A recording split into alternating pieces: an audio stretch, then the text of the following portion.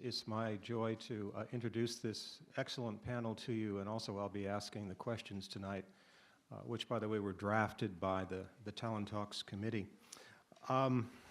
So introduction, starting to my far left and moving in this direction, and it just so happens that my notes are perfectly lined up. That almost never happens. Starting at this end of the table, Professor Brett Seelander, Professor of Philosophy. She received her master's degree from Cal State LA in 2006, and she has emphasized in her studies social and political philosophy, aesthetics, and logic, and she has been teaching with us at Mount San Jacinto College since 2008. Professor Laura Shep is a professor of biology. She received her PhD from the National University of the South in Argentina. She's written over 30 research papers and has taught at UC Riverside, Brandman University, and the Commonwealth Medical College in Pennsylvania. Professor Nick Reeves also specializes in the field of biology. He received his PhD in biology from UC San Diego. He is extremely active in our Honors Enrichment Program and with the Phi Theta Kappa program, the Honors Society at MSJC. In 2014, he was one of only 30 professors worldwide to be awarded the Distinguished Advisor Award by Phi Theta Kappa. He has taught at MSJC's Menifee campus since 2007.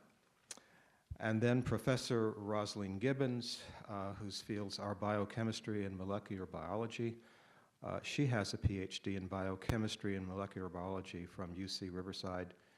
In 2004, she received the Marion Randolph T. Wedding Prize for her paper examining DNA differences between humans and great apes. She's also one of us, a graduate of MSJC, and is currently chair, a very distinguished credential indeed there, and is currently chair of the Physical Sciences Department at the San Jacinto campus. So welcome to our panel this evening.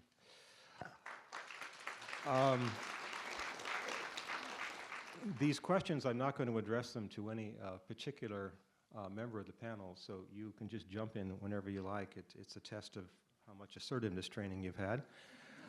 And the first question is as follows.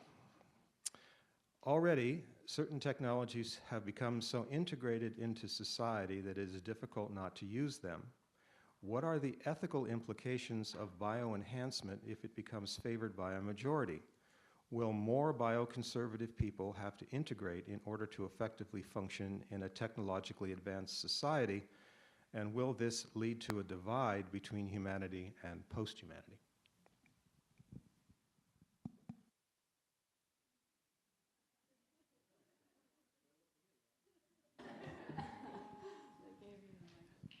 Yeah, I guess I'll start here.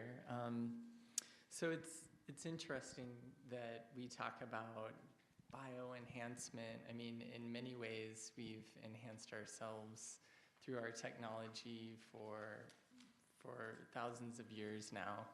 And I think a big question within this question is whether this next stage of enhancement is significantly different in any way from any of the enhancements that have come before.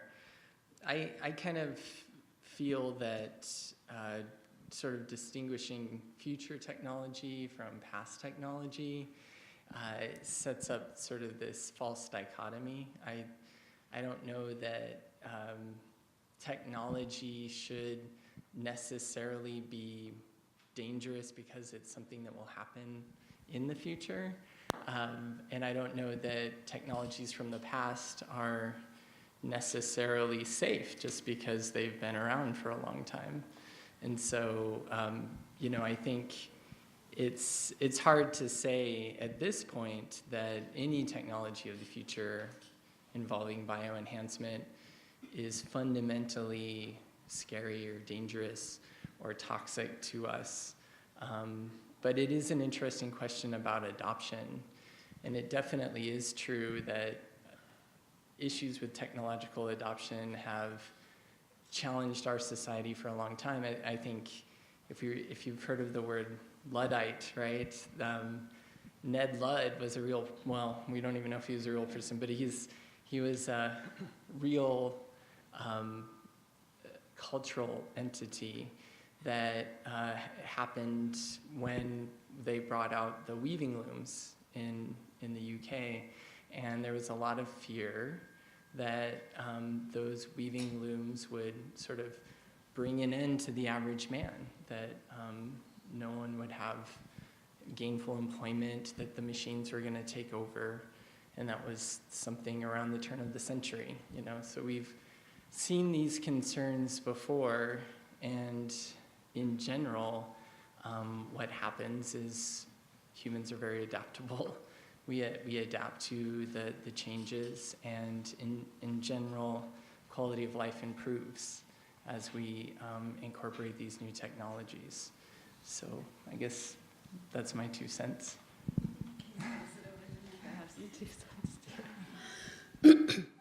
So I think that Professor Reeves brings up an important point when he said quality of life, because one of the issues, I think one of the big issues we need to distinguish between is when we're talking about bioenhancement, are we talking about quality of life, or are we talking about quality of lifestyle?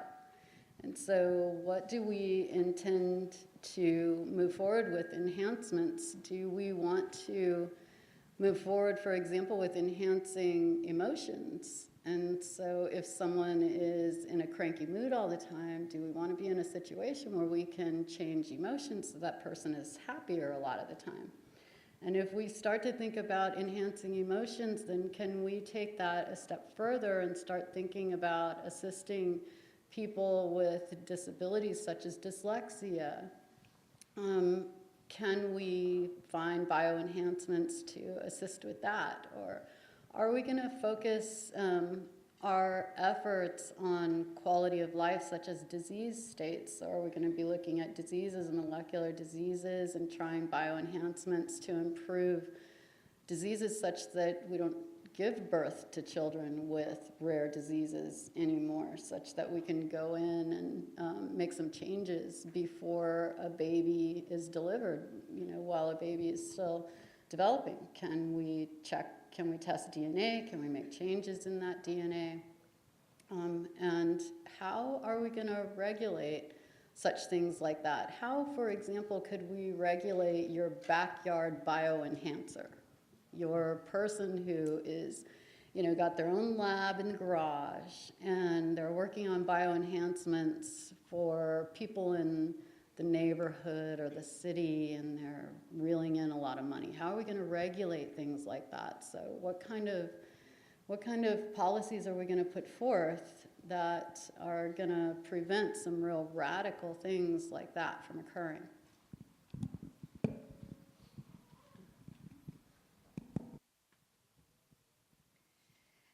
I have some comments to what has been said so far, but I would like to bring some definitions.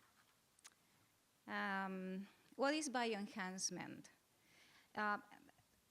They have been defined according to a paper on ethics and medicine and International Journal of Bioethics, year 2009, which is kind of oldish already.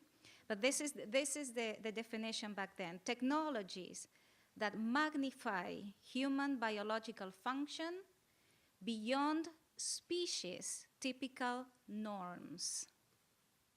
Beyond species typical norms, whatever technologies are used to enhance that.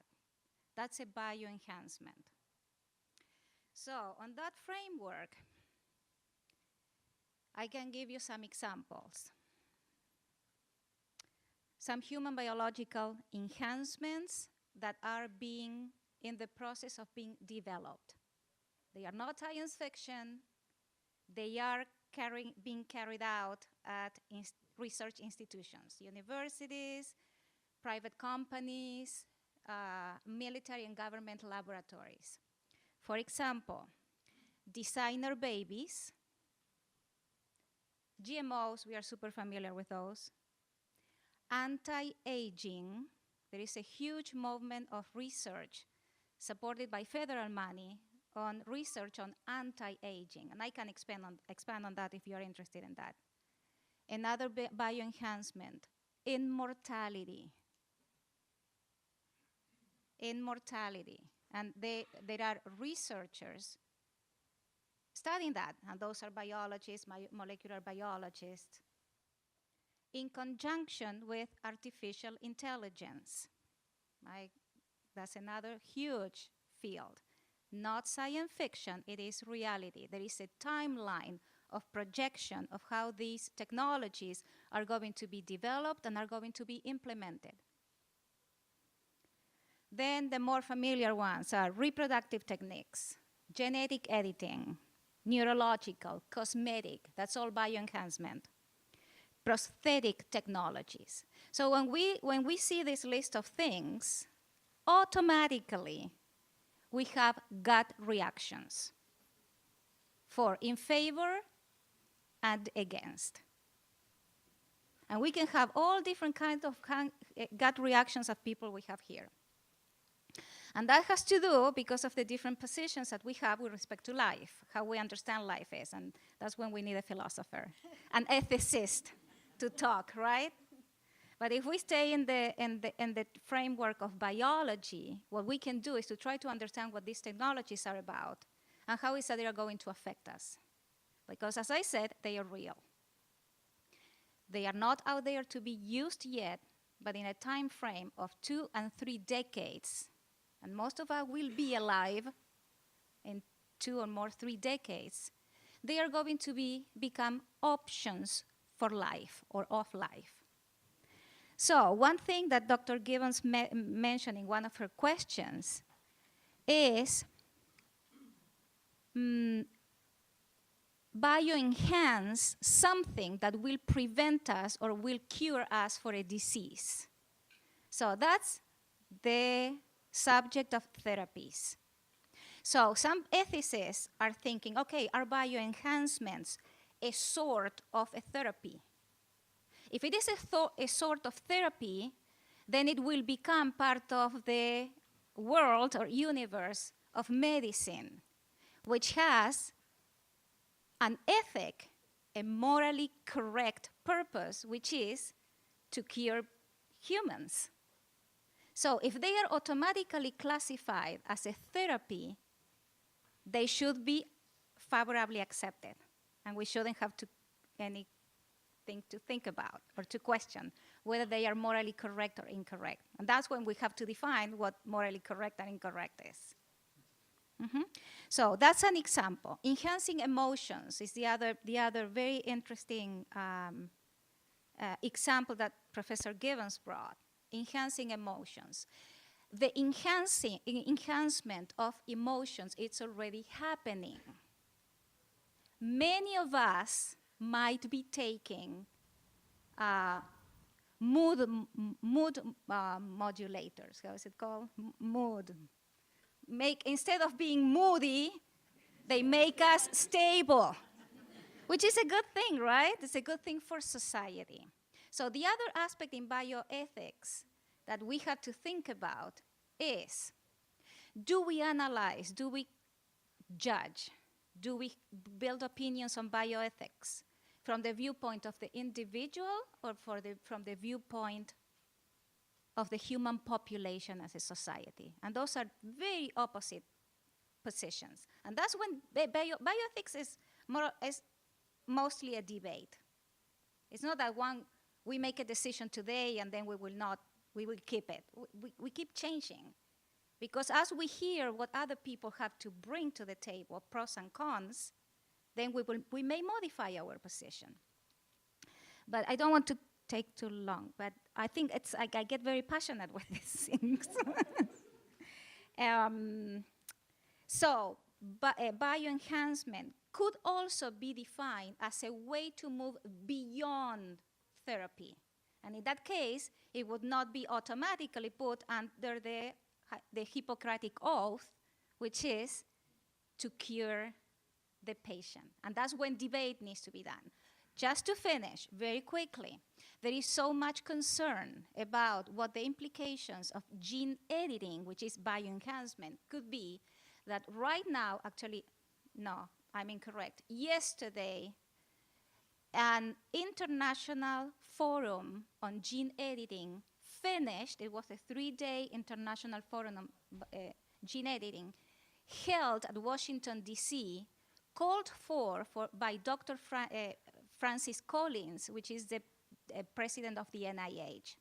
Because a few months ago, a Chinese laboratory published, in I believe it was Nature magazine, the first real experiment on gene editing on a human embryo, on a specific disease that codes for a genetic disease. That was successful, a successful experiment. They maintained the human embryo alive for 14 or 28 days, I don't remember, and then they discarded it. That was huge news in the scientific community, to the point, and it's so shocking that the president of the director of the National Institutes of Health in the United States calls for this international forum to be debating this and try to invite the Chinese, the UK, and scientists from the United States, in addition to legislators, to start talking about these things. So that was my introduction to gene editing, or enhancement. I guess I'll address the question of whether people have to integrate or get left behind. I think this is going to go sort of off of Dr. Reeves' answer. The technology that we have today, yes, it's new and it's exciting, and there's all these amazing things that we can do, and there's obviously all these horrible things that could happen as a result too, but we don't know what they are yet. All of that, I feel, is sort of irrelevant to the answer. I think we can go back and use the analogy of what's happened in the past. Anytime a new technology has come along and it's been accepted pretty widely, you've either had to accept it or you do get left behind. I come from an age just before you guys where VCRs were popular. There were these things called videotapes. They were before discs and before digital technology. They're analog kind of stuff. They're these, you've probably seen them at your grandparents' house. They're these big, bulky things. I'm part of that generation too. I can say that sort of thing. And I remember my grandmother, she could not program a VCR. And that was always the joke, that our grandparents couldn't program the VCRs. And now computers are so popular, and people are shocked that my mother uses the internet, and she actually has a Facebook page, and she's on Facebook more than I am. And I'm actually sort of the old person here, and I don't like Facebook. And those of you who do are friends of mine on Facebook, you can attest to that. I'm never on it. It has a life of its own without me. People post pictures of me, people make comments, I don't know what's going on. So anyway, I feel like at some point I'm probably going to have to integrate or get left behind. And I think it's true of the technologies that have come in the past, and I think it's true of the technologies that are going to come in the future. And there's going to be a divide, but it's not going to be a radical divide. It's just going to be a joke. Like, you know, people joke about, I'm suspicious of the internet still. My students are really irritated by me because of it. I do read my email. I've gotten better about that. Trust me, I've gotten better. But I don't grade on Blackboard. I put my syllabus on Blackboard because then I don't have to go make copies of it. So I do utilize it in ways that makes sense to me.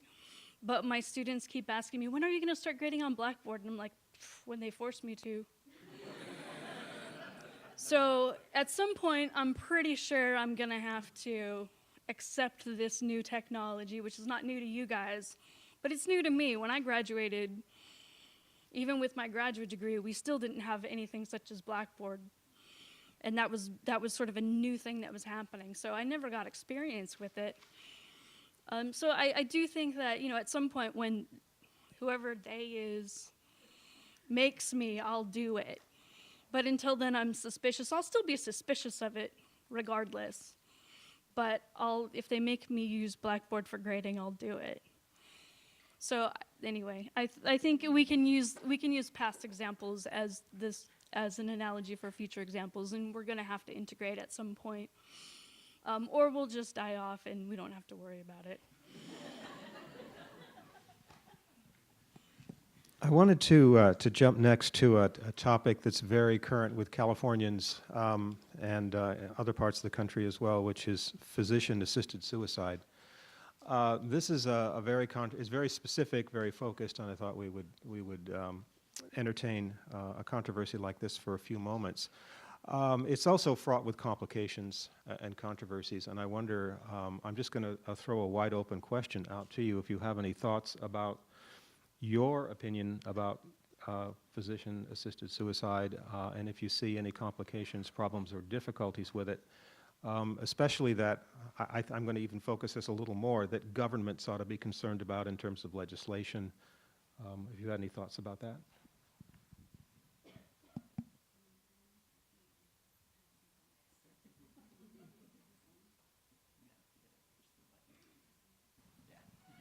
Okay. I would say that some states in the union already have legislation about this topic, and half a dozen states, in fact. And in most cases, the person seeking to have physician-assisted suicide is got to be deemed with terminal illness that leaves them with only 6 months or less to live. You know, and I think it's important to have that sort of regulation surrounding it, because we can't, you know, and also in addition, you have to choose the people who are going to be associated with that. So when they say physician's assistant, you know, we have to be very clear about who fills that term. So are we talking about an MD, or are we talking about an OD, or are we talking about a PA? Are we going to get to RNs, or LVNs going to be responsible for this? So who's going to be involved in that kind of assistance, and is this person going to be responsible for being present during this whole assisted phase? So there's legislation that already covers those sorts of things in other states, and something that we certainly need to talk about. I have watched both my father and my mother die from illnesses, and friends. I've watched people die from cancer. Many of you probably have as well. I've watched, my father died from Alzheimer's, my mother had a stroke and was really ill. So, you know, when you see people withering away, and you hear people that are still of their, you know, mental faculty saying, this is no way to live, this is not the way I want to live. My mother was on a feeding tube and told us, you know, she opted out. So she said, no, you're not feeding me that way anymore. I'm done. So, you know, she lived for another 3-4 months just on water, which was shocking, but she was a fighter. So that's where I come from. That's what Mount San Jacinto graduates come from, right? But so you can see that I have some pretty deeply rooted passions about whether or not a person should be able to make statements about whether or not they want physician-assisted suicide. And you know, and there, of course, has to be a lot of regulation, but I can see issues where people would opt in for such a thing. I guess I have just a brief comment on this one, that we talk a lot about quality of life, and we have a lot of discussions about how to live a better life, but we rarely have those discussions about having a better death. And I think we really need to consider that, especially given that we're living longer, the life expectancy continues to increase, and that means we're more often than not dying of degenerative diseases or cancers that take a traumatic toll, not only on the person suffering from it, but on the family as well. And I think those sorts of discussions between medical providers and patients probably need to happen more, and I hope that along with these laws about physician-assisted suicide, that we also have some guidance and about how to discuss dying well in addition to just living well.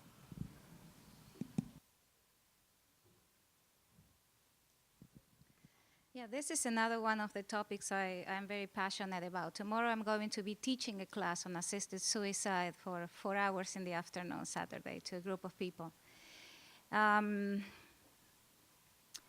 It's a lot to say, and how to summarize it is really hard. There are basically two philosophical tendencies, which is one is the culture of death, the other one is the culture of life. And that has existed for as long as humans have been on Earth and have had consciousness. The more we talk about death, the more we inevitably are adhering, whether we like it or not, to the culture of death. The more we talk about life, the more we are going to be associating mentally to the culture of life. Professor Reeve just said that how to live better lives. The lifespan of our lives is increasing tremendously.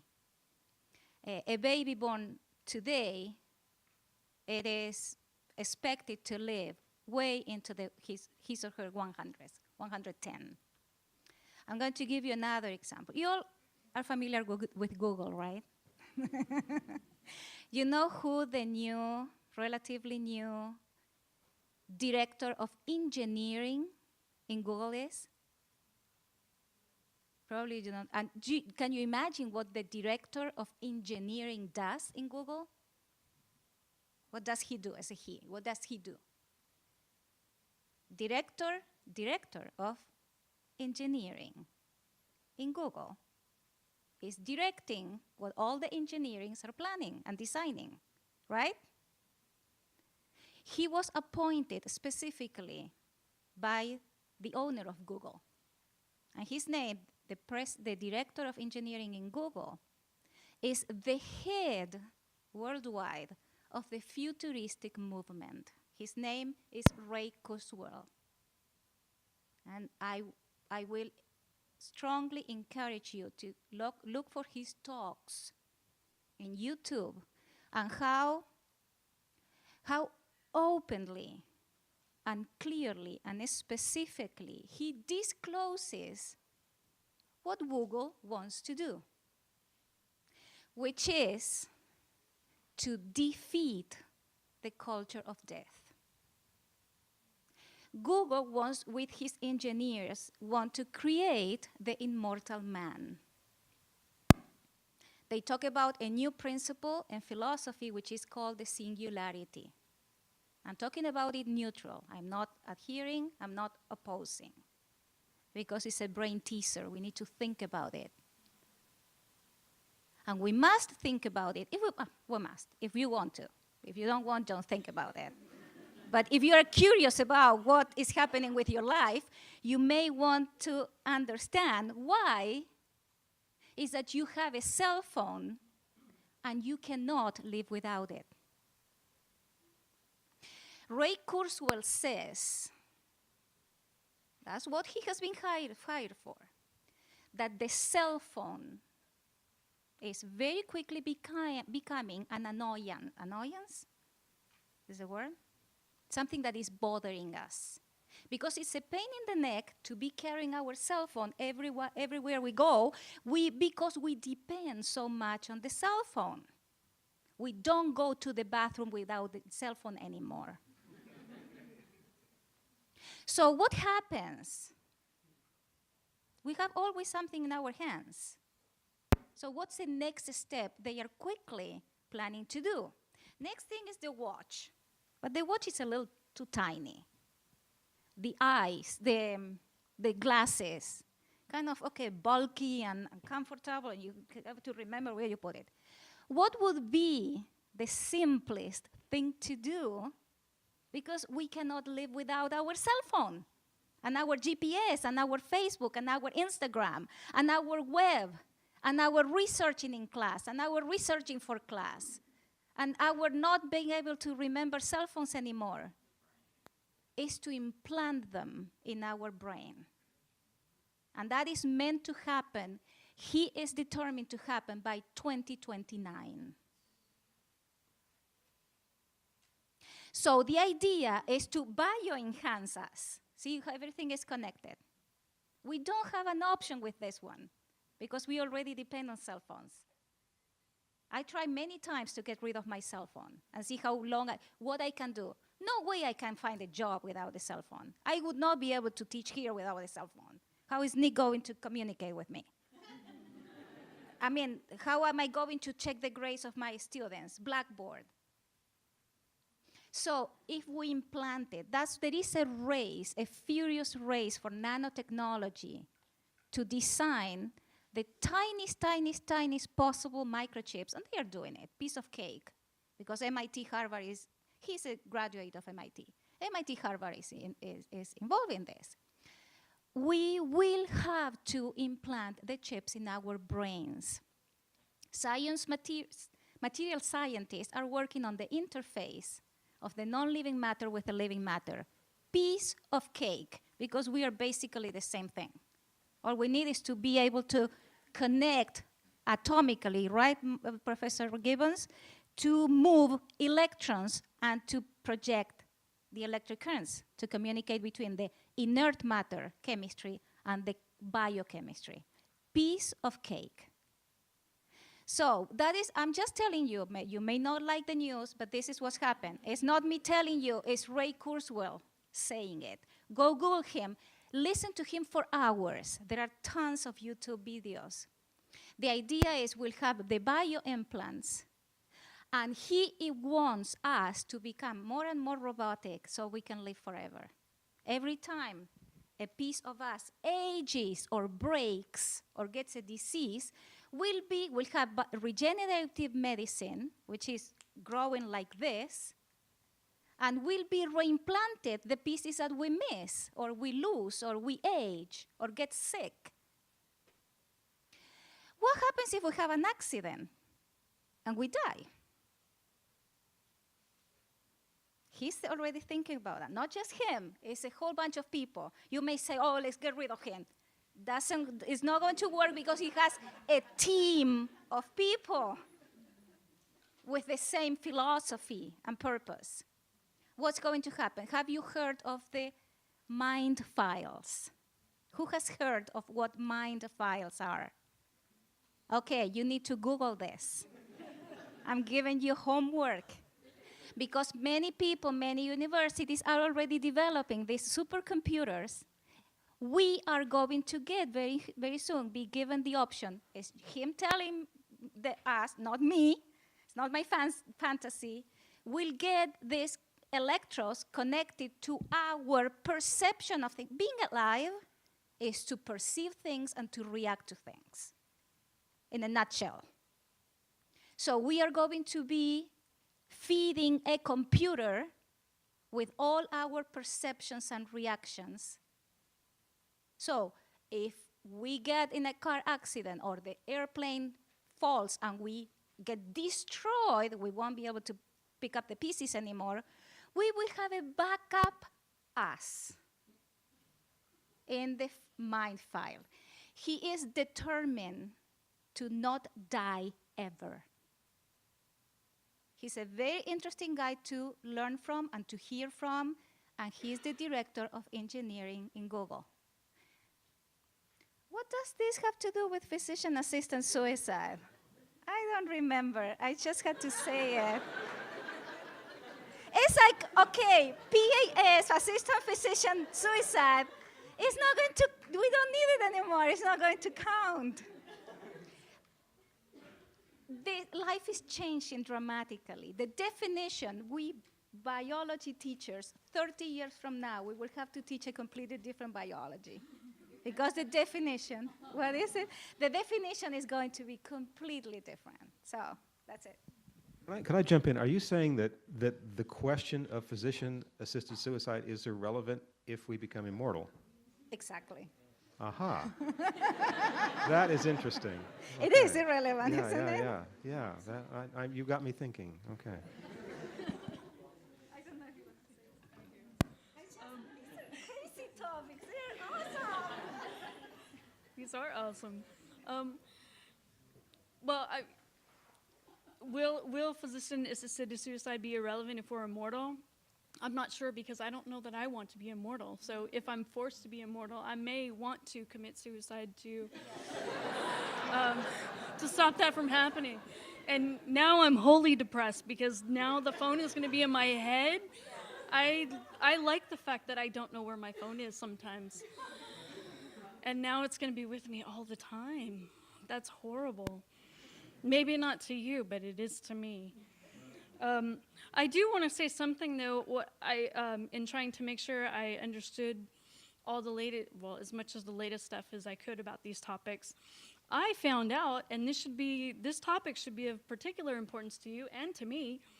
The governor just signed a bill recently in California called the End of Life Option Act that will go into effect January 1st. And it will be in effect for 10 years so that they can see what the ramifications are. It's essentially the same wording as Oregon's law. And it's very specific about definitions and things, but we still don't know the effects that it's going to have, particularly in California.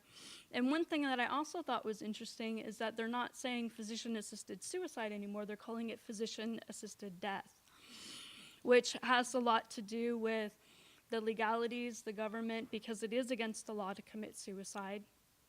And it's also to help wrench it away from the idea of suicide for health insurance as well, because if you commit suicide, then like certain things will not be covered before that, and which I thought was pretty interesting if we're talking about government issues and issues with legislation. So that's something that you should probably look into, because it's right here for us right now to pay attention to. Some of the concerns with it are the ones that have been concerns for a long period of time, but the idea that insurance companies will not cover your costs if it costs a lot of money to save you, but they will cover the costs because it's cheaper to kill you.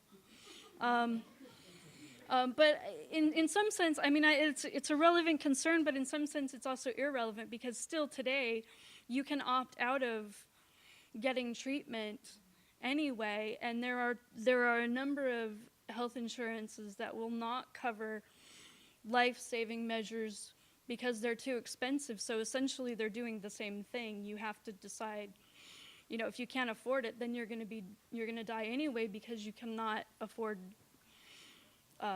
the stuff to save you. So I don't know that it's a different issue. One's just faster than the other, I think. Unfortunately, I've been in a situation where I've had to, witness someone who opted out of getting care, and it's really a difficult thing to watch, and it's a difficult moment. And reading about, reading the End of Life Option Act, I wish that this had been intact actually a couple of years ago. I think it would have saved a lot of pain and suffering for people that I know. So it's a serious issue, and it really is something that it's affecting you today until we get bioenhancements and we're immortal and we have phones implanted in our heads. I'm really scared right now. I thought this was going to be fun, but I'm really scared. There's no way. I don't even want to look at it. It's going to be in my head. I was going to, thinking in broad terms of some of the areas that you've opened up, as I was just thinking about this even earlier today, we live in a society that is becoming increasingly polarized. Let me give you an example. We have about a third of the population doesn't even believe in biological evolution. I read this today, 45% of Americans believe in ghosts. Given that cultural reality, given the red state, blue state divide, where are we going with this? I mean, are we going to end up with a very small elite that are using and approving of these technologies, and the rest of the population, because they can't afford it or they religiously don't accept it, are going to be left behind? Is this going to lead to increased polarization between those who are biologically literate, for example, and informed, and also willing to partake of these treatments, and those who are not? I'm wondering if you thought about that.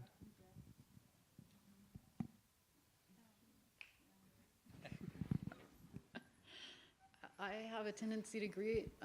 I think there's going to be a huge division. And so, you know, I think the internet, for some people to use it and some people not to use it, is a choice because it's free. It's a free service. But I think eventually we're going to be put into positions where bioenhancements, medical treatments, all these sort of things, and bringing up the insurance issue is huge, right? Because insurance companies are going to say it's much cheaper to kill you, so you're gone. We're not going to pay for X, but we're going to pay for death. So, and this is what Dr. Schlepp is saying too. So, yeah. I think the division is a serious issue, though, in terms of the following. When you have division between groups of people, that causes desperation, real desperation, and I have a lot of things to say about that in terms of patenting if we get to patenting. When you have issues that cause such serious desperation that people cannot afford to feed their baby, that men cannot afford to take care of their family, and this causes some deep moral cuts and wounds that don't easily heal.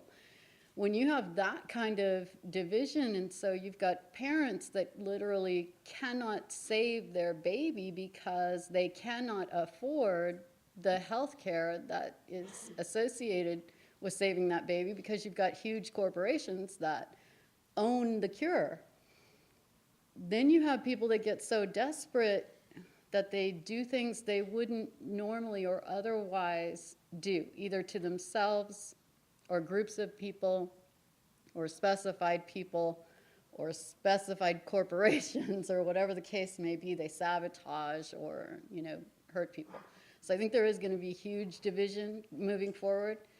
I think the fact that we're trying to build the STEM force, that's going to be instrumental if we can get enough students. And so all of you students should be in the chemistry class.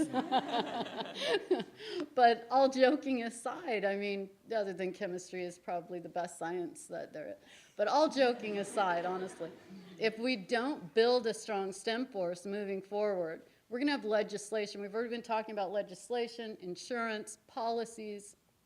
We need a strong STEM force because we need people supporting and voting for positive aspects moving forward. And if you don't understand, you know, all of you probably more than anyone, students get it because they're, you know, I was a student too, and I remember saying, why do I have to take Jim Davis's history class?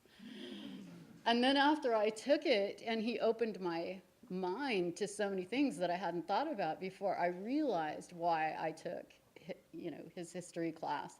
And so we need people to have an open mind, but we need people to move forward with an educated, open mind so that we can make sure that people, all people, are taken care of and we can minimize that divide as much as possible. Why don't you go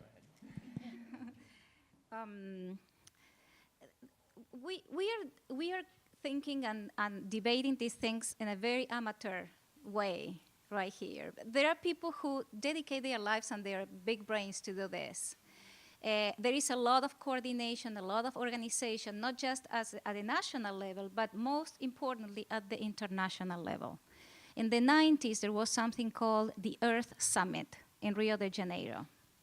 And they came up, there were United Nations and world leaders. President Bill Clinton was there, to give you an example. The Pope was there, Pope John Paul II.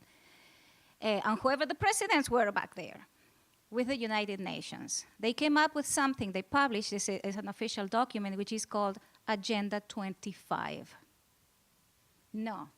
Agenda 21. Agenda 21 is an international, worldwide agenda for the 21st century that comprises the entire globe, the leaders of the world. They predicted all these things. What's happening today is not just the product of random. It's a product of decisions made at the leadership level. So what they realized back then, and it was the time with the ozone layer and all that type of things, and tremendous pollution in the world. They still were not talking about global warming, not yet.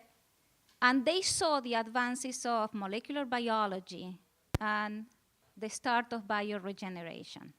A little bit more about artificial intelligence and material sciences with the promise of nanotechnology. It was back then. So they came up to think what's going to be like in the 21st century on this planet at the rate science and technology advances, the way that food in the world is becoming more and more like a limiting factor. Ecologies were there, right? Population ecology, and the way that the human population is increasing. So we need to do something. What they come up to say, to design, is the concept of smart cities. They are megapolis, they are mega cities. Riverside is one of them. Riverside has formally joined Agenda 21. San Francisco, LA, New York City. What's going to happen if you Google, do it, use Google, go look for it, you will see a map of the world as predicted by 2025. It's too soon, it's only 10 years. So cities are quickly working towards that. And it has to do, this I'm presenting is that it has to do with the divide between two populations of humans. Kurzweil also talks about that. The population of humans who is going to reside in the mega cities, and the populations of humans who are going to reside outside of them. These mega cities are going to be connected by super high-speed trains. You know that the project for the train joining LA and San Francisco has been approved, right? Because LA is going to be one of the megapolis and San Francisco is going to be. The rest of the planet is going to be determined, is going to be decided to be preserved lands to heal the planet. So those parts are not going to be farmed. They're going to be extensive surfaces on Earth which are going to be saved, protected to heal, where human activities are going to be highly regulated or prohibited. So that's the idea. There are going to be some communities which are people in the mega cities. Those mega smart cities, intelligent cities, will not escape technology, will not escape the planification of the medical system and the health system. Population is going to be controlled. How do you control populations? By controlling birth, whoever took ecology, controlling birth and immigrations and death and emigrations. So bypassing, it's not coincidence that laws on abortion and on assisted suicide are passed now, not just in the United States, but in the main countries, the main developed countries in the world at about the same time. It's not a coincidence. And that artificial intelligence is trying to make us humanoids. It is predicted by some biologists. It is a fascinating field to read about how these groups of scientists and engineers are debating and fighting for their beliefs, right, and what to do. But it is predicted that a new human species is starting to happen. Evolution is not now at the hands of natural selection anymore. It's at the hands of accelerated selection by other humans who are creating what might be called, some people are calling it already, Homo scientificus. silly name. But it's a hybrid. It's going to be the hybrid, the immortal, the one that is a hybrid with technology. And the other ones is going to be the original ancestor, no? The original ancestral branch of Homo sapiens, which are going to be still subject to natural selection. So they claim it as it's going to be a similar branch from when the chimpanzee branched out from Homos, or when one of these Homo others, habilis, branch out from Homo erectus, or one of those. It's going to be like that, but instead of happening naturally, it's going to be happening. So all these things that we are talking about, if you want to put them together, read Agenda 21, which, as I said, was written in the 90s. Obama is formally affiliated to Agenda 21.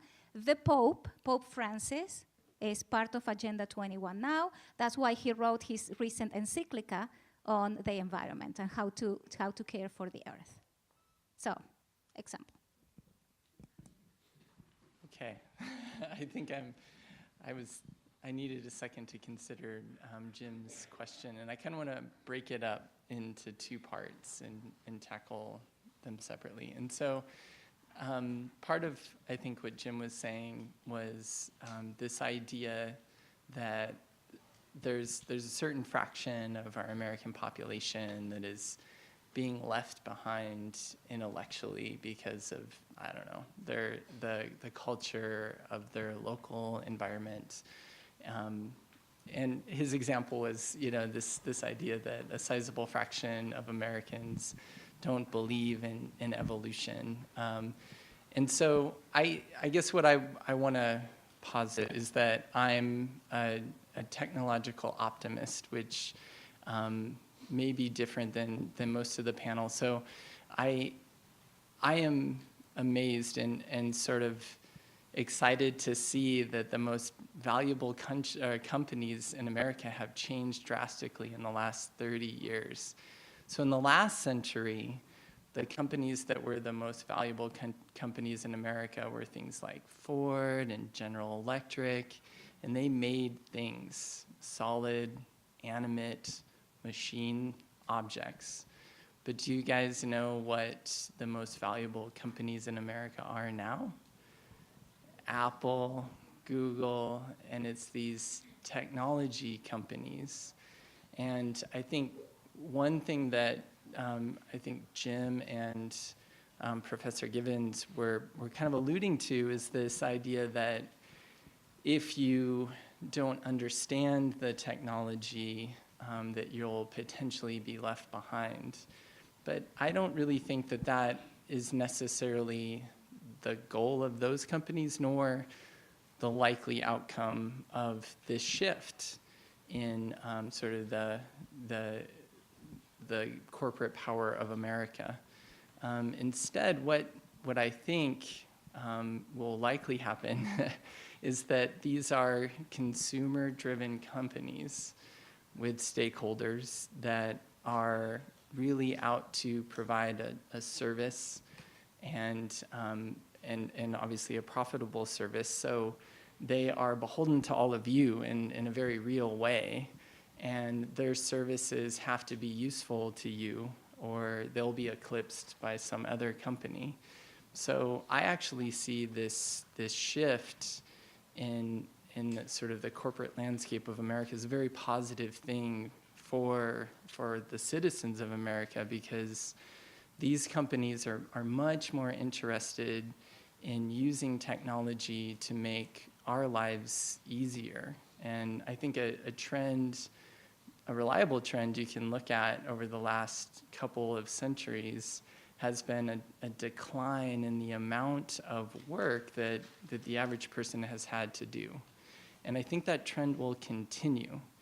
And the reason I'm optimistic about this is I think through the services and technologies of these corporations that are now sort of leading the way in America, we'll see that your lives will be easier. You'll have technologies that will support support you in your day-to-day lives, and that's what these companies are out to do. That's what the capitalistic drive of these companies is trying to create, is a better lifestyle for you that is simpler, that is easier to communicate, and this additional free time, at least a lot of technological optimists think, will give us a chance to create more, to essentially tap into our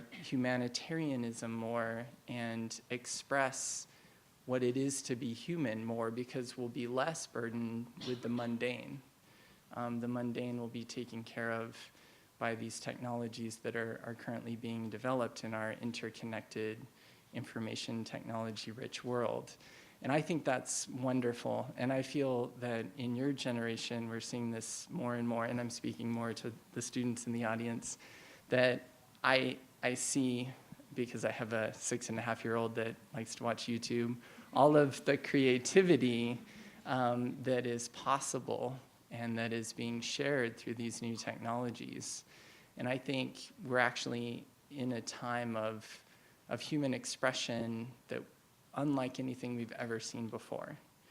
And I guess what I want to say in terms of sort of the intellectual landscape of America is that I think because of how open knowledge is now, and the access, the unprecedented access that you all have, that we will see human works that far surpass things that have occurred in the past.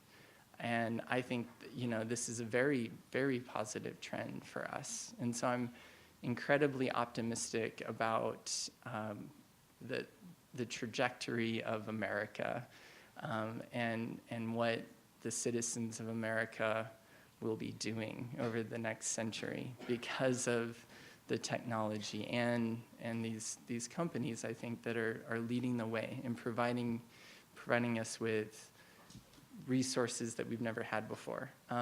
So very optimistic about that. The second part was this political division, this red versus blue state issue.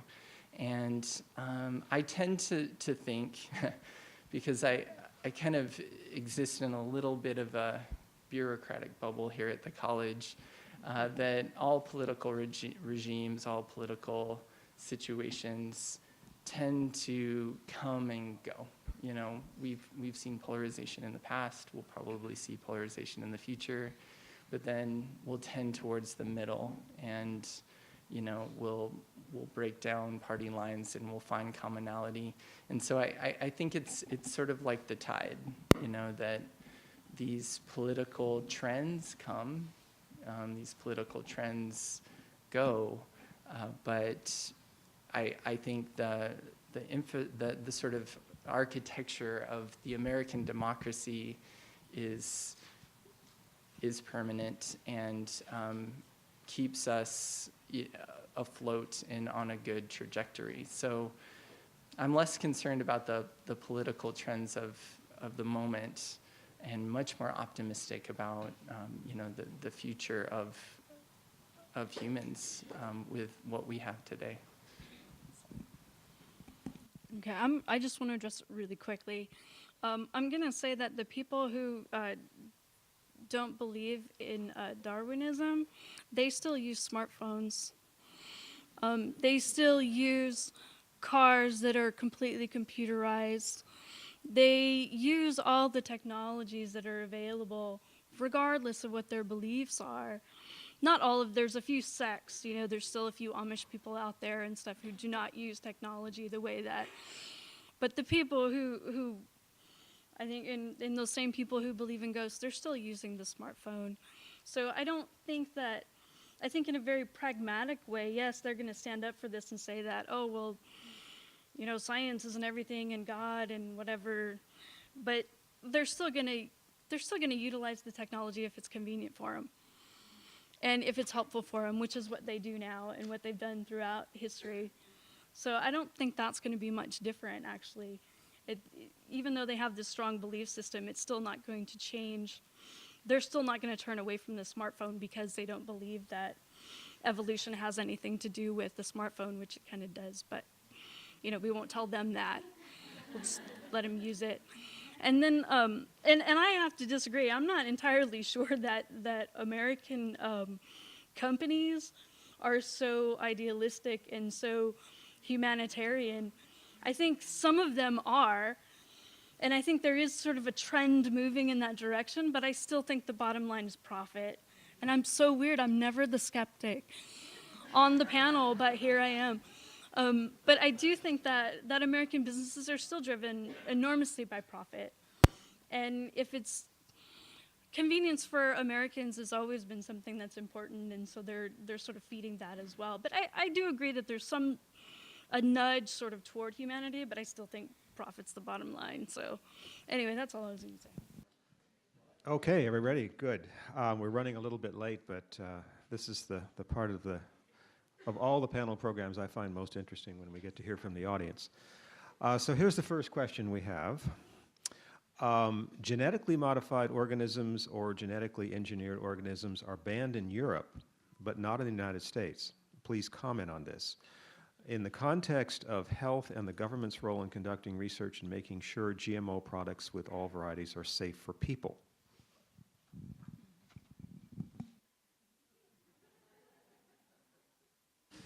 This, of course, comes up in a lot of my classes as a biology instructor. Pretty much every biology textbook out there now has a chapter or a section on genetically modified organisms. And it's interesting to me to try to help students work through this in my classes, because it is something that's very foreign. And it's also, when you reflect on it, think about this for a second, it's something that's so new that, none of your parents, students' parents, ever had any education in it. So how, you don't have sort of a family, you don't have family discussions about this topic because it's something that just your family never received education on. And so in a way, students are starting from scratch. And then the media, as we know, is so polarized and probably doesn't cover science as well as it should. In fact, sadly, as there's been this decline in print media because it's not as profitable as it used to be, one of the first sections that's cut in most newspapers is the science section because it's not profitable. You don't make any money off of covering science stories. And so we've lost a lot of our, I guess you would say, cultural transmission of knowledge about these scientific topics through well researched and covered media stories and through educated parents, right? Because parents, because they received their education likely decades ago, weren't educated in these topics. They just didn't exist then. And so I just want to use that as sort of a framework for our discussion that, it's something that I think our society as a whole is not as familiar with, and it probably doesn't understand as well as most of our traditional ways of raising food and where food comes from. So genetic modification is the transfer of a gene from one organism to another, which sounds incredibly Frankensteinish when you think about it. But it's, from a biological perspective, something that happens actually quite frequently. There are many types of life out there that are exchanging genes quite often. You guys have probably heard of antibiotic resistance. And antibiotic resistance arises when bacteria acquire resistance to these medications that we've made, oftentimes from other species of bacteria. So bacteria are swapping genes all over inside of you in some ways. And so this, if we're thinking from just a life perspective, this is maybe not as dramatic or unprecedented as it would seem from the human experience, because obviously as humans we rarely share genes with one another, unless we're having children, and then it's kind of a different story. But it's a very strange thing. But what it produces, this genetically modified organism, is simply an organism that, just for the basis of this discussion, makes one additional protein or maybe a couple of additional proteins beyond what it used to. And those proteins are just like the proteins on the side of your food packages. They're made up of these things called amino acids, and your body can break them down, and they're actually nutritious, believe it or not. And because of that, I think we need to try to demystify the fundamentals of this technology, because it is controversial, I believe, because of misunderstanding in part. And so I guess I want to take that tact a little bit, and then also state, without unfortunately having a list of references to back me up because I didn't bring them with me, but that there is no rigorous evidence that genetically modified crops cause any health effects in humans. There just is no rigorous, I want to really emphasize this, peer-reviewed scientific evidence for that, all right? And so that's from the researcher side of me that's reviewed the literature and can kind of bring that to your attention. There are some concerns that maybe that scientific research is incomplete, and I will concede that there may be ways that we can do additional research to find more subtle effects that genetic modification might have on human health. But I also want to emphasize the alternative. So the idea with genetic modification is that we can get away from using as many chemical pesticides, and I love chemistry.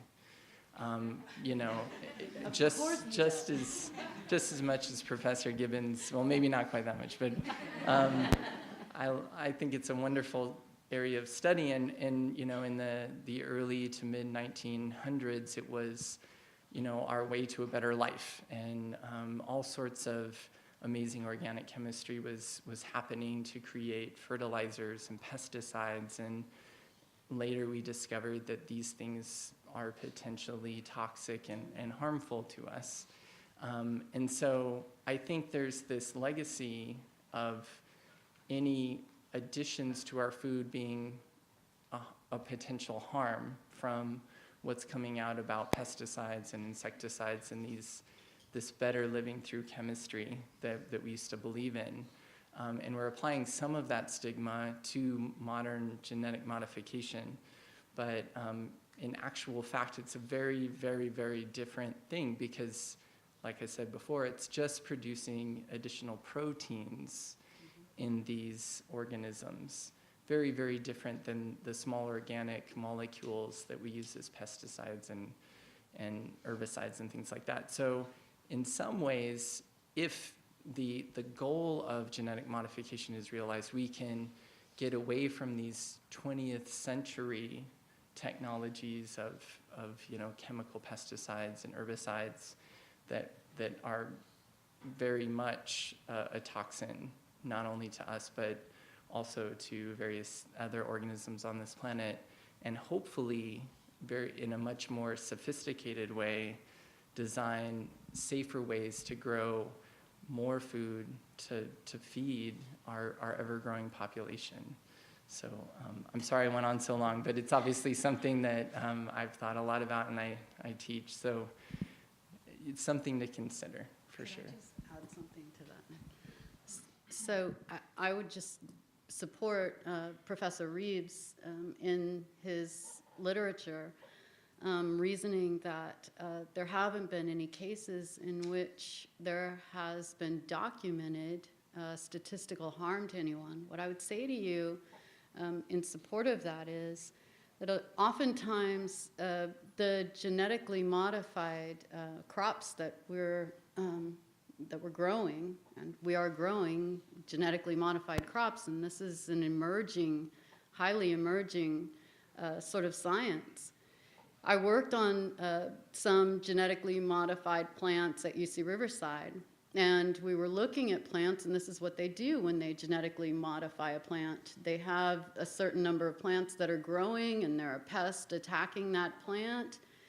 They're looking for the plant or the plants, the very few plants that aren't disturbed by a pest attacking them, that grow in spite of that pest, killing off the whole crop. And they pull those plants, and they grow more of them. And they search the genomes of those plants looking for a resistant gene, a gene that is resistant to whatever bug or disease is attacking that crop.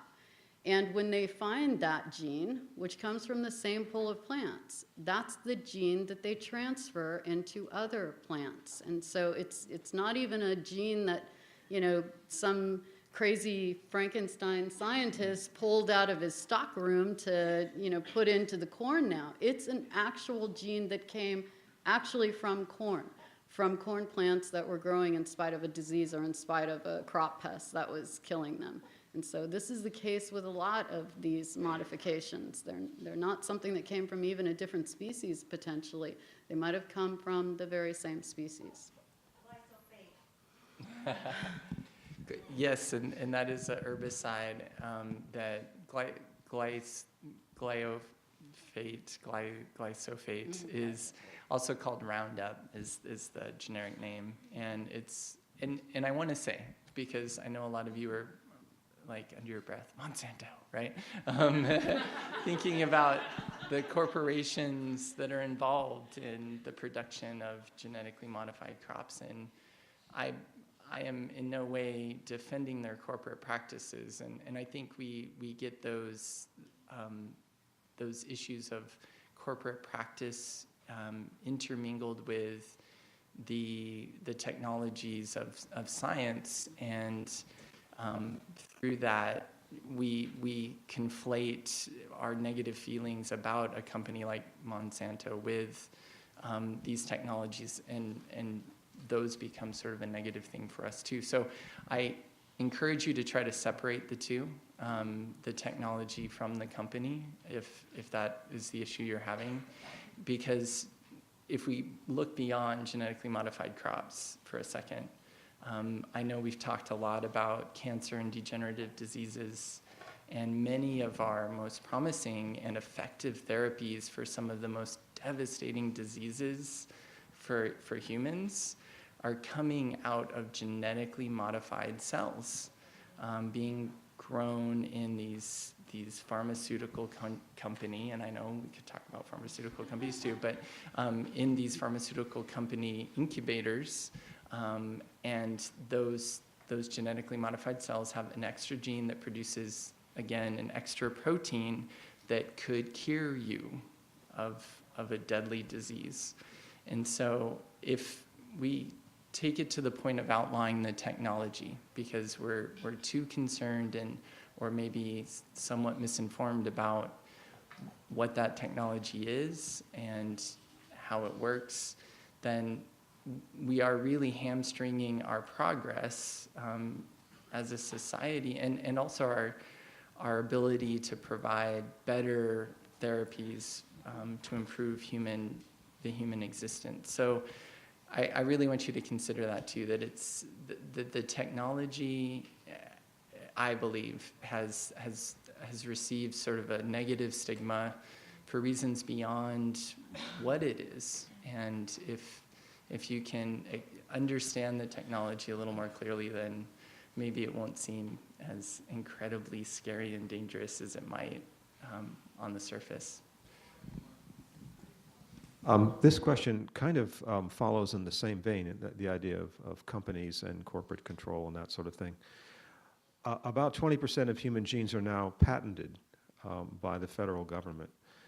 If there is still value to a person's biological material, why doesn't that person have control or rights over it? Who should control biological material?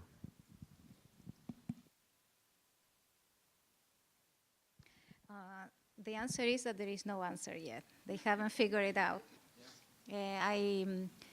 I was 2 weeks ago in a symposium on medicine and bioethics in Pennsylvania. And that symposium was attended by physicians and other healthcare practitioners. They were not lawyers or legislators. There were some ethicists and philosophers there. And there was a lot of debate on that. And the answer is that they actually don't know. Typically what happens at the hospital is, for as long as the cells and the tissues and the organs are in our bodies, we own that. No, they are our property. But as soon as the practitioner takes them out of our body, it belongs to the hospital. That's typically what happens. So they typically go. No, there is another component to this, which is informed consent.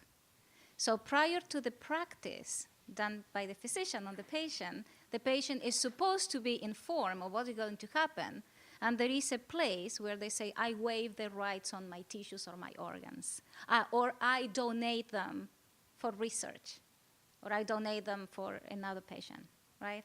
So there is at some point, this is connected with the topic of informed consent. So, and what in this symposium they were debating specifically is what the informed consent should say specifically, what it should cover, how to inform the patient, whether the patient is understanding what he or she is signing, and then who owns that piece of tissue or cells.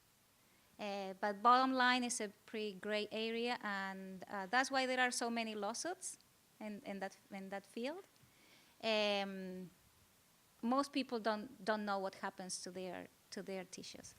And with respect to genes, that's another field of current debate, because now the whole human genome is known.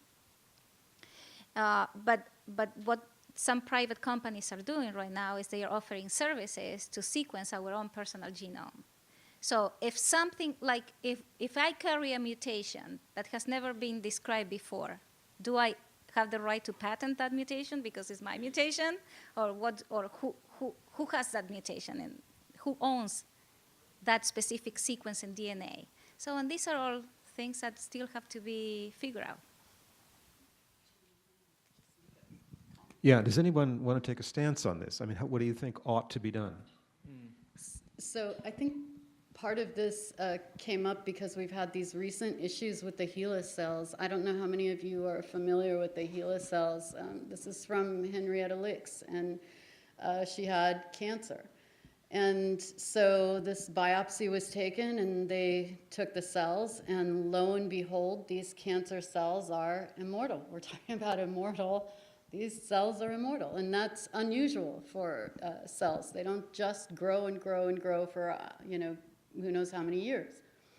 Well, in terms of the HeLa cells, couple points that I want to make. First of all, one of the things that people have said is that these HeLa cells have been used and nobody knows who they came from or what they are or appreciates that, and that's just simply not true, because I didn't even really work with HeLa cells at UCR, but some of my classmates did, and everybody knew about these cells, and everyone had this great appreciation for Ms. Licks, even though we didn't know her. We knew these cells came, from a cancer state that she had, and we knew that they were helping us to run research so that we could help people. Now, one of the misconceptions with people who are uninformed, like Professor Reeves was saying, a lot of times you have people who are uninformed, so they think that the family came forward because they wanted money.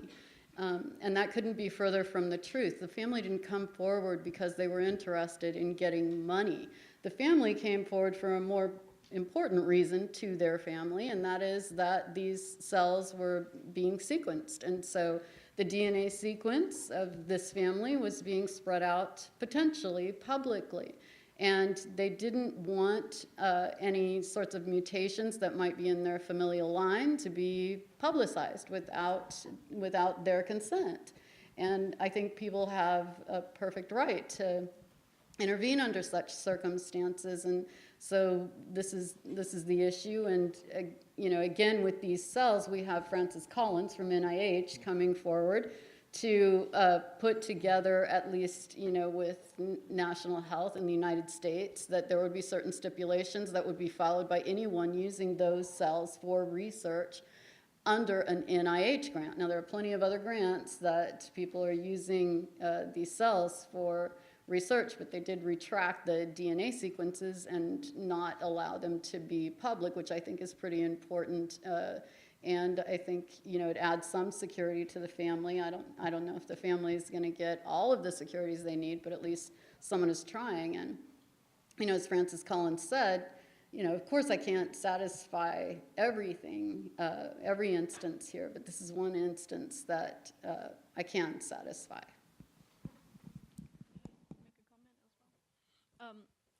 By the way, there's a book called The Immortal Life of Henrietta Lacks. If you haven't read it, by Rebecca Skloot, you should read it. It's fantastic. So that's just an insert. But the idea of informed consent is one that I'm very interested in. My mother has a autoimmune disease, and so she spends a lot of time in the hospital. We're constantly going to the emergency room. It's just standard practice in our family. It's been that way my whole life. And the idea of informed consent is so strange because when you go into the hospital, you're going there because you're already under duress for some reason. And the only way that they're going to help you is if you sign these papers. And so you have to sign these papers. If you don't, they won't help you. They can say you can go somewhere else. And maybe that's not the proper practice, but that's the way it usually goes. And they don't explain everything, and I read everything. I worked for attorneys for a while, so I learned about reading everything. And if I have any questions, it's usually just thrown under the table. Oh, well, it's just this, and it's some overly simplified version of what really that form is about. So there's not, in some sense, yes, it's an informed consent because it's right there in front of me. But if I really have questions, there's not many people that can answer it. And if I don't do this, it's sort of coerced because I need the treatment. And at some point, my mother is just like, I don't care what you sign, I just want this taken care of. Right? And so there feels like there's a sense of coercion there.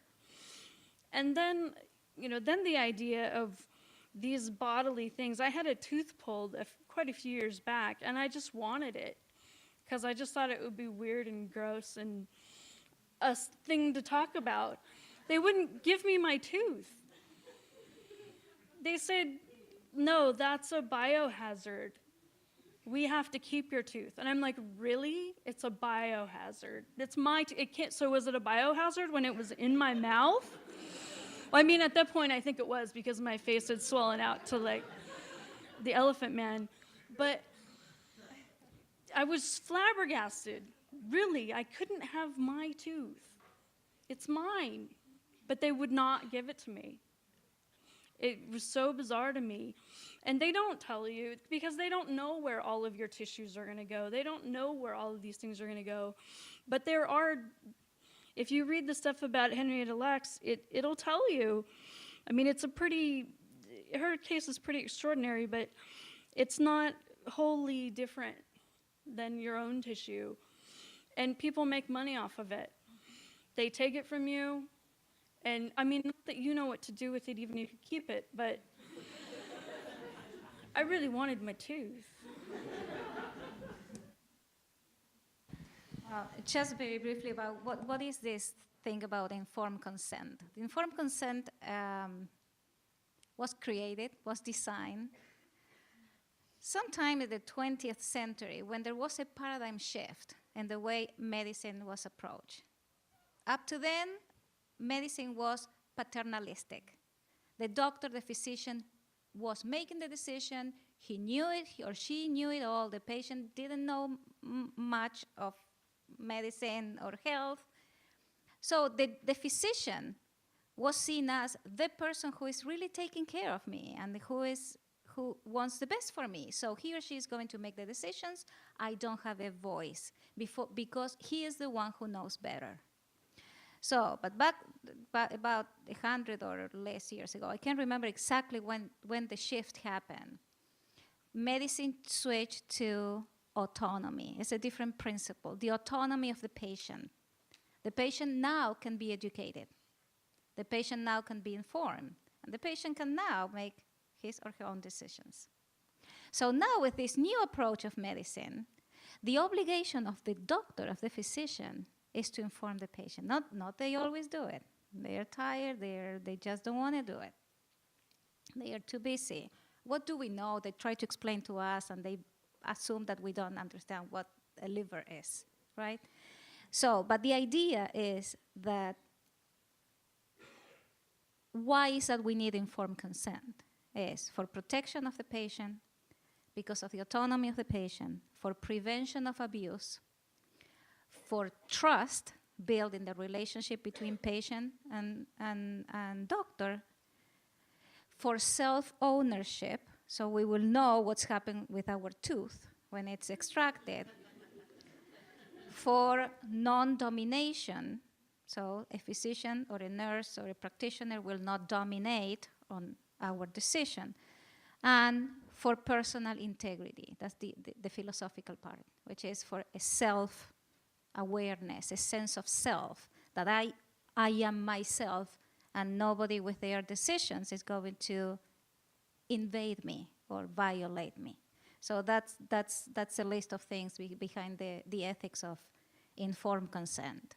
What needs to be informed to the patient? And maybe you should take notes of this, because it's your right when you go to the physician. Well, even if the physician growls at you or barks at you or rolls the eyes, it's your right. Now you are protected by law. The description of the test or the procedure, how the information from the test is going to be used. Is it going to keep confidential? Is it going to be private, or is it going to be sent to this laboratory, or is it going to be sent, oops, I made a mistake, I sent it to your employer? No, or an insurance company. The risks and benefits of the test or procedure you're going to be performed, you're going to receive.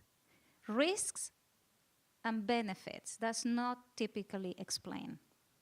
The privacy of the information, and if the information on that test is going to return to you. How many times we get a blood test and we never know the results? I would say that if we don't ask for the results, at least in my clinic, I get a blood test done, and all I hear is from the doctor, everything was okay. I want the numbers, I want to know what they checked. Oh, and they roll their eyes really like you're really bugging them. Well, you need to go to medical records office and this and this and that.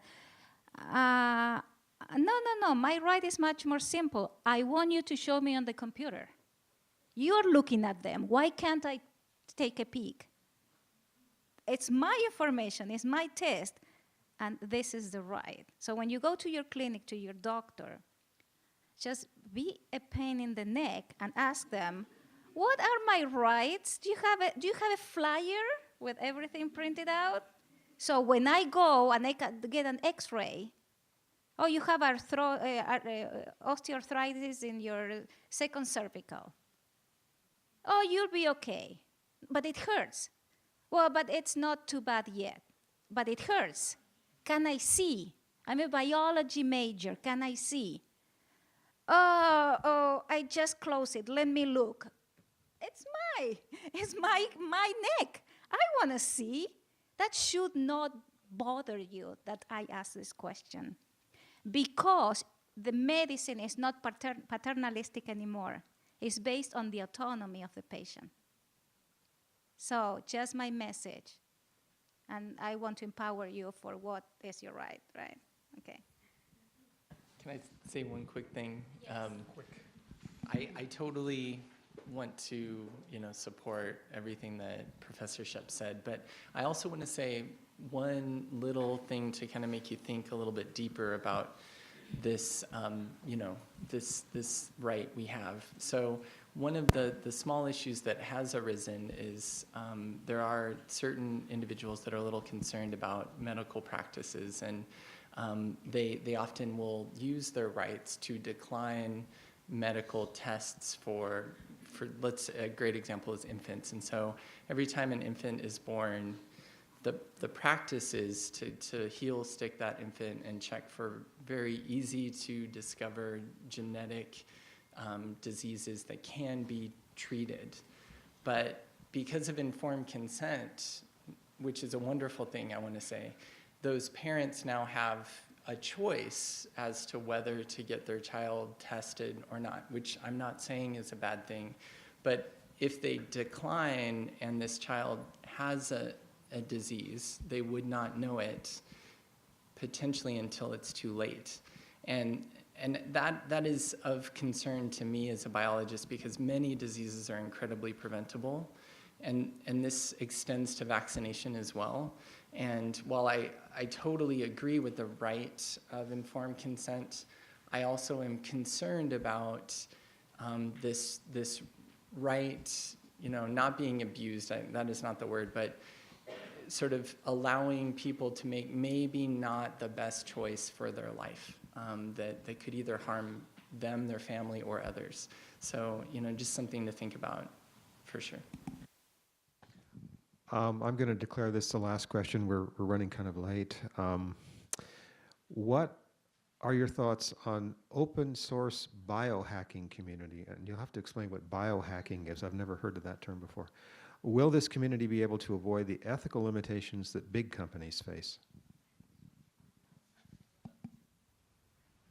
I guess I can start with the biohacking part. So there are kind of these, has been this resurgence of do-it-yourself maker movements in America, which I think are great. And it kind of gets back to this idea that I think the trend has been for us as American citizens through technology and other things to have more free time to engage in endeavors that enrich us and enrich the people around us. And so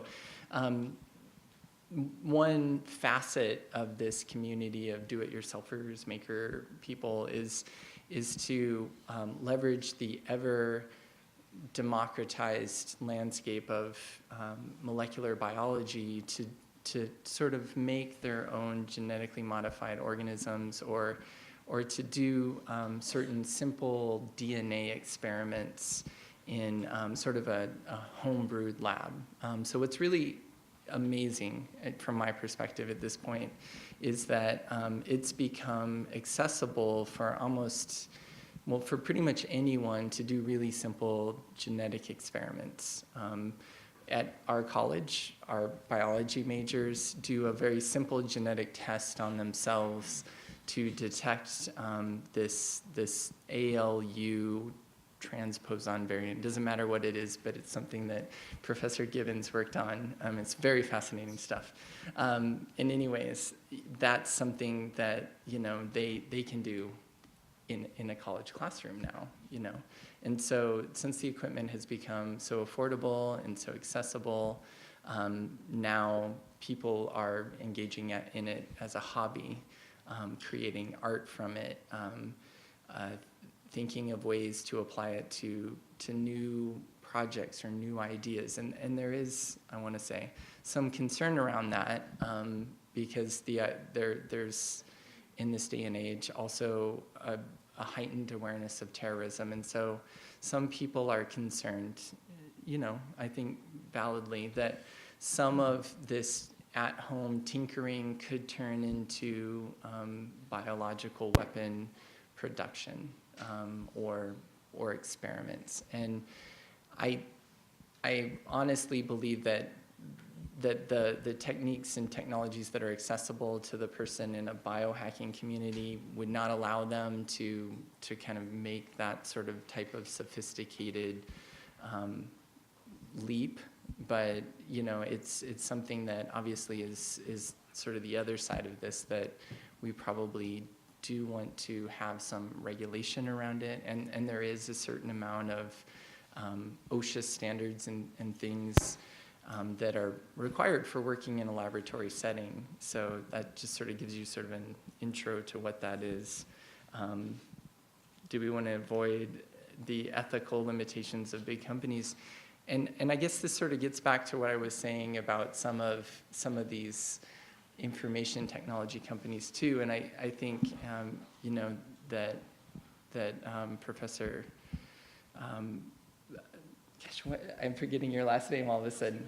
Sealander, that's it, was saying about companies and making profit, and you're absolutely right. But the interesting thing about the modern, I think, landscape is that it's because of everything becoming relatively cheaper, like these biomedical, biological experiments, and also creating websites and interfacing on the internet, is that now it's definitely possible for people with relatively simple things to create amazing opportunities for themselves.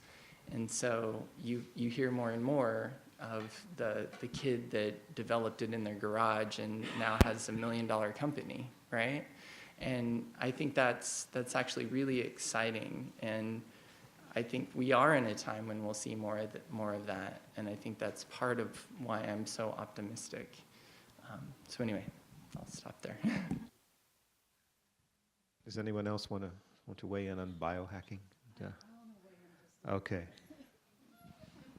So I would like to say that I think in some instances, as Nick said, this is not altogether a bad deal, because we have large corporations like Monsanto, for example, and in the United States, we have so many opportunities that we don't often think about how connected the world is and how people in other areas of the world are struggling and suffering. And so what I would say, one of the things that we need to look at in terms of this sort of topic is not so much are the tomatoes that I'm eating because they're genetically modified going to give me cancer, but how about the hundreds of thousands of farmers that have committed suicide over GMOs in India? And a lot of Americans don't even know that hundreds of thousands of farmers have committed suicide in India over GMOs. So, I mean, in terms of hacking, if some of those farmers could start working out their own sort of GMOs, and because of this hacking, big corporations have introduced things like Terminator seeds into their plants. So not only do they sell seeds that are GMO-type seeds to these farmers so that they can increase their crops so much, but the seeds cost them 1,000-fold more than natural seeds. And then they can't save the seeds from season to season to replant seeds. And when they did try to do that, which is illegal, of course, because it's patented, suddenly the new technology was Terminator seeds. So the plants produce seeds, but the seeds are not viable. You can't replant them and get more seeds. The issue was that the GMOs did work. They worked very well, but the farmers didn't realize the repercussions, that they would need twice the amount of water because they're growing twice the amount of plants, that they would need twice the amount of fertilizer, that all of this plant growth was going to kill their soil. And so they couldn't afford, once they got all of their crops planted, they couldn't afford to water them. They couldn't afford to fertilize them. They couldn't afford the amount of pesticides that they needed, because they did find they needed some pesticides. And so when they couldn't feed their families, they drank the pesticides to kill themselves. And so we have literally, I mean, this is a large number. This isn't 1,000 farmers. This isn't 2,000. This isn't 5,000. This is over 100,000. And we need some sort of regulations in place so that people can be held accountable, companies can be held accountable. And as I said, you know, it's too bad some of the farmers over in India couldn't get their hands on a PCR and an oven and a little bit of E. coli, and we could teach them how to do some transgenic, modify some seeds that would be transgenic, that would be suitable for them, rather than having hundreds of thousands of people committing suicide because they literally lost everything they own and can't feed their children. Well, I want to thank you all for coming, and wish you all a holiday season rich in informed consent, and that is biologically joyful for all of you. So thank you very much for coming.